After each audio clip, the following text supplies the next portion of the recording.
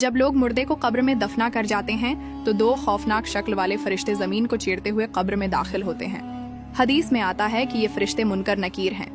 ان دونوں فرشتوں کے لمبے لمبے دانت، خوفناک سیاہ اور نیلی آنکھیں اور لمبے سیاہ بال ہوتے ہیں۔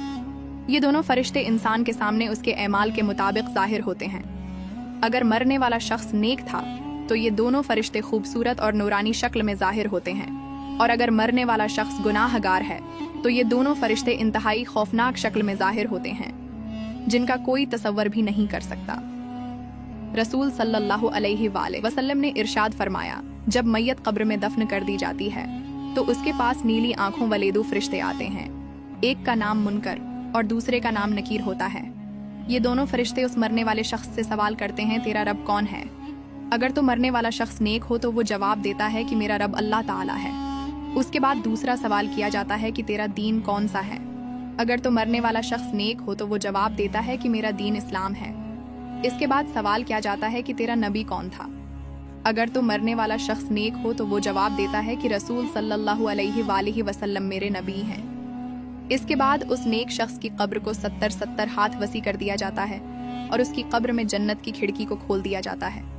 اس کی قبر جنت کے باغوں میں سے ایک باغ بن جاتی ہے اور وہ قبر نور سے بھر دی جاتی ہے۔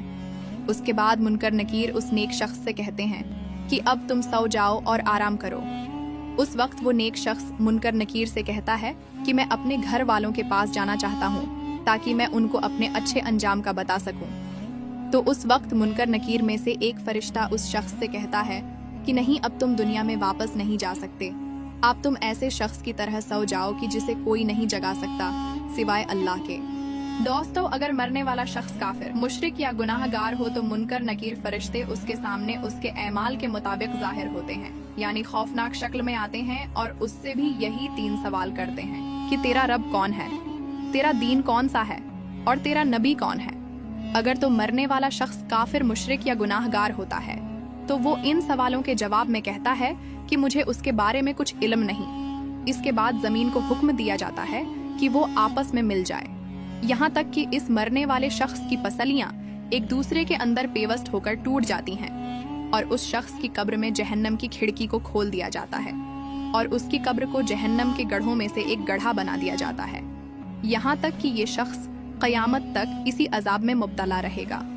حدیث میں آتا ہے کہ ان دونوں فرشتوں کے پاس اتنا بڑا ہتھوڑا ہوتا ہے کہ اگر روئے زمین کے تمام انسان اور جنات مل کر بھی اس ہتھوڑے کو اٹھانا چاہیں تو اس کو نہ اٹھا سکیں گے، اور اگر یہ ہتھوڑا کسی گناہگار انسان کو مارا جائے تو اس کا پورا جسم اور ہڈیاں ریزہ ریزہ ہو جائیں۔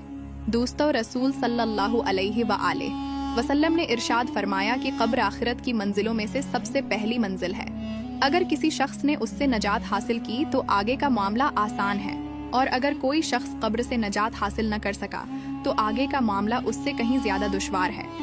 اللہ تعالیٰ سے دعا ہے کہ اللہ تعالیٰ ہمیں نیک اعمال کرنے کی توفیق عطا فرمائے، ہمیں عذاب قبر سے بچائے اور آخرت میں آپ صلی اللہ علیہ وآلہ وسلم کا جنت میں پڑوس نصیب فرمائے۔ آمین۔